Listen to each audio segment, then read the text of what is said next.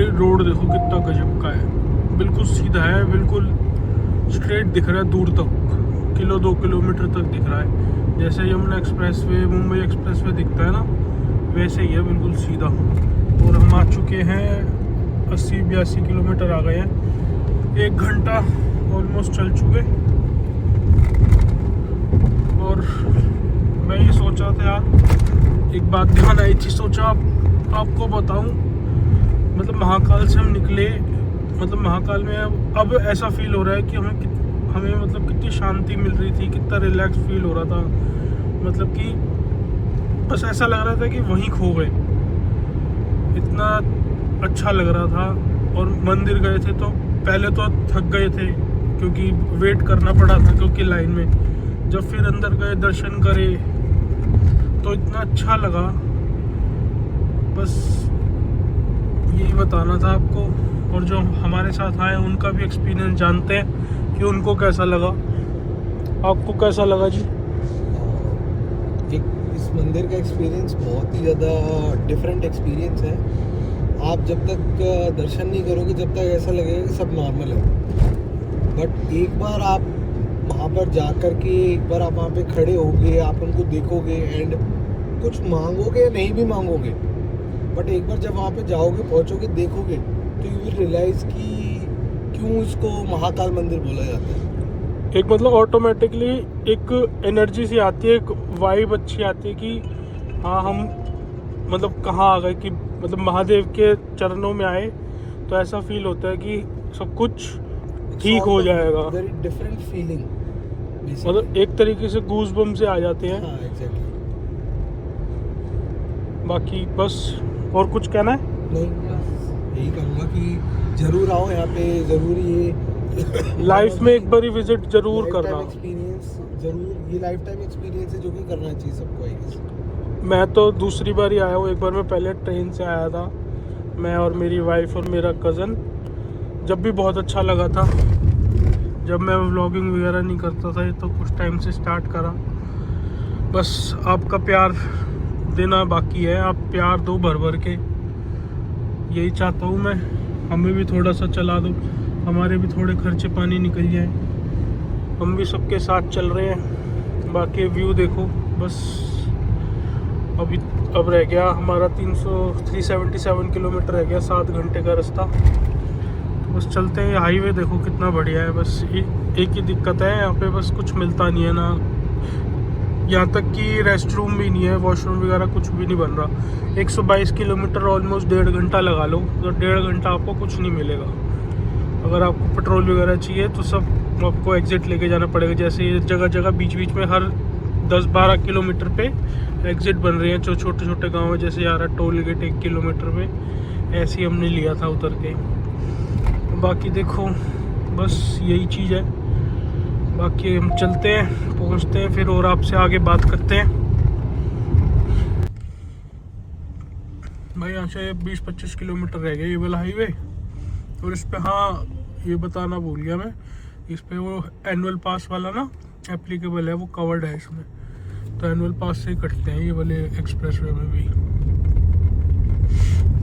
तो अगर आप कोई ऑन रोड आ रहा है ना यहाँ पे उज्जैन MP वगैरह, तो एनुअल पास करा ले लो, तो वो 3000 रुपये आपके वसूल हो जाएंगे एक ही ट्रिप में। क्योंकि वैसे जो ट्रिप है मेरे ख्याल 1800-2000 रुपये का तो टोल आने जाने में आपका लग ही जाएगा आराम से, बेयर मिनिमम। तो इसलिए इससे अच्छा है कि आप पास ले लो एनुअल, वो आपका साल में भी हो जाएगा। ये तो है नहीं, अगर आप घूमते हो साल में 2-4 बार ही घूमते हो तो आपका वसूल हो जाएगा। बाकी हाईवे बढ़िया है।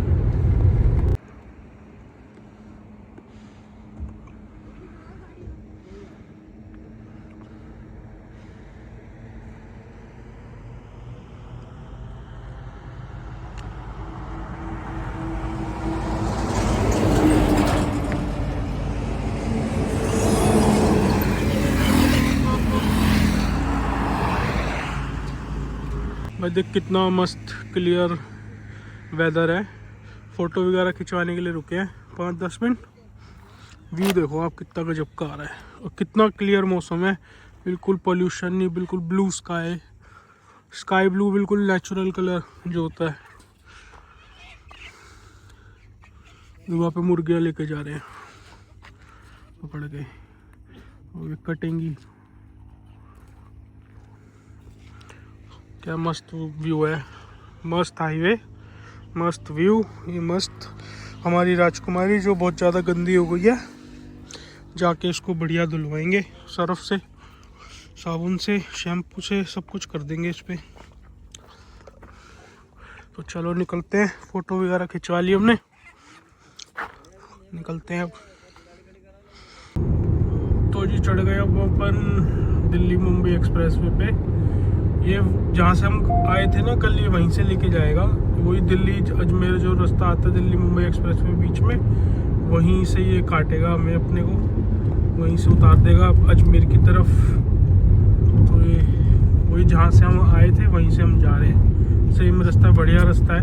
तो बीच बीच में 30-40 किलोमीटर का 2-3 बार ही आता है, वो थोड़ा है ख़राब रोड, बाकी का तो बढ़िया है। और एक्सप्रेसवे भी अलग अलग खोल रखा है। देखते हैं मैडम जी क्या कह रही है, कुछ कह रही है, नहीं कह रही है।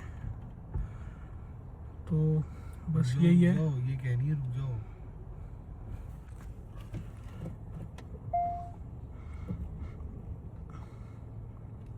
देखो उसने लिख भी रखा है। हो गया जी स्कैन। क्या लिख रहा हुआ है? एक टोल पर 50 देते हैं, 200 टोल पर कितने, 3000 रुपये का पास है। हाँ तो इसका मतलब कवर है, इसलिए लिखा हुआ है ना इस पे। वही दिल्ली मुंबई एक्सप्रेसवे पे सारा ये एनुअल टोल वो है कवर। अगर आप वैसे खरीदोगे, मतलब वैसे टोल भरोगे तो काफ़ी महंगा पड़ेगा आपको। तो इससे अच्छा है एनुअल टोल ले लो तो ज़्यादा बढ़िया है। अब अपन चढ़ गए हैं यमुना एक्सप्रेसवे पे। ओ मैं बार बार यमुना एक्सप्रेसवे बोलता हूँ क्योंकि हम जाते रहते हैं ना यमुना एक्सप्रेसवे। दिल्ली मुंबई एक्सप्रेसवे कम आना होता था, इसलिए बार बार यमुना एक्सप्रेसवे निकलता है। तो अगर मैं गलती से बोल भी दूँ यमुना एक्सप्रेसवे तो समझ जाना इस वाली सीरीज़ में कि मुंबई एक्सप्रेसवे बोल रहे हैं। बाकी रोड तो बढ़िया है ही, क्योंकि कल आते हुए रात हो गई थी तो वो ज़्यादा बनाया नहीं था। तो अब दिखा देंगे आपको नज़ारे। वैसे तो आप लोग सब आए हुए हैं, अब तो कोई होगा जो एक ना एक बारी तो ज़रूर आया ही होगा, चक्कर मारा ही होगा एक ना एक ने। जो मेन ट्रैफिक था ना, वो मेन ट्रैफिक जयपुर तक ही था इस पे, बाकी तो खाली था। ज़्यादा एक दो गाड़ियाँ थी, मेजरली ट्रक थे, बड़े बड़े हैवी जो ट्रक चलते हैं वही थे। एमपी आते हैं और आगे जाते हैं, गुजरात जाते हैं, तो यही रूट है। अपन रुके हैं यहाँ पे, पहले टोल उस पर रुके हैं रेस्ट एरिया पे, दिल्ली मुंबई एक्सप्रेसवे पे। यहाँ पे बढ़िया सब है खुला हुआ, देखो वॉशरूम वगैरह करेंगे। यहाँ पे भी है खाने के लिए, झिलमिल ढाबा, नूडल स्टेशन, पिज़्ज़ा हट, वांगू, कोस्टा कॉफ़ी, फूड स्ट्रीट।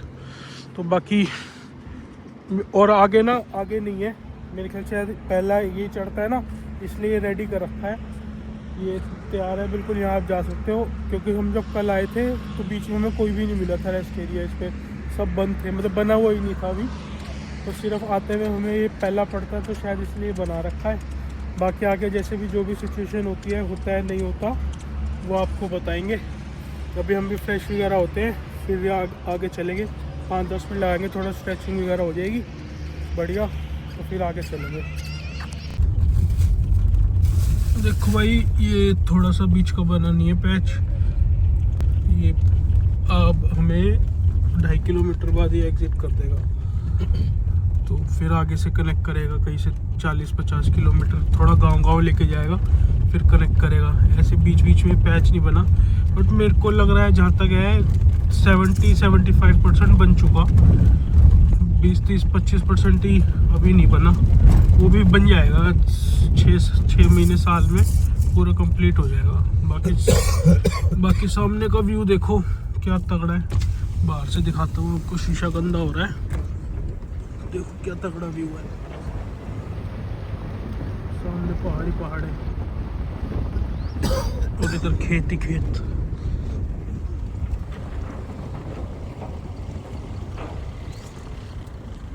यहाँ से सीधा लेके जाएगा इस टनल में। सामने टनल बन रही है, ये बन रही है टनल है, बिल्कुल स्ट्रेट लेके जाएगा। फिर ये यहाँ से डाइवर्जन कर दिया कोटा दिल्ली के लिए।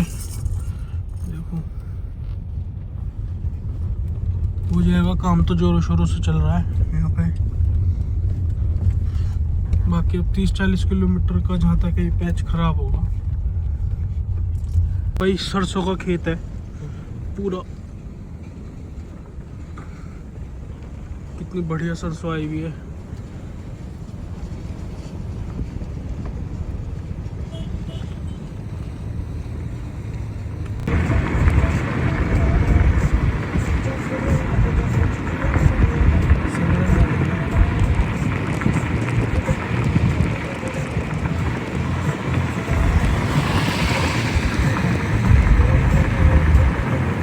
ले लो।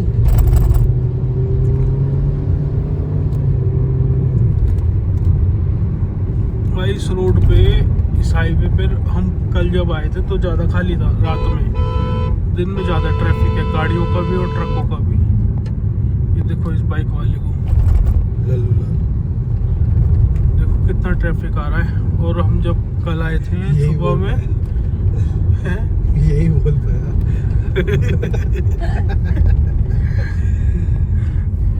बहुत ज़्यादा ट्रैफिक है। ये वाला हाईवे रात के लिए ज़्यादा बढ़िया लगा हमें, क्योंकि कम ट्रैफिक और कम गाड़ियाँ, कम ट्रक भी बहुत कम थे। अब तो दिन में बहुत ज़्यादा ट्रक चल रहे हैं और लोकल सिटी ट्रैफिक भी है ही इस टाइम। ये गांव है, गांव का नाम तो नहीं पता क्या है, कोटा है शायद। हाँ कोटा आ गए हम, कोटा डिस्ट्रिक्ट कोटा डिस्ट्रिक्ट लग रहा है ये। तो कोटा की नहीं है, कोटा ये हाल है इस हाईवे का। कड़ी कचौड़ी। हाँ वो होगी। बाकी कोटा की कड़ी कचौरी कहते हैं, फेमस है।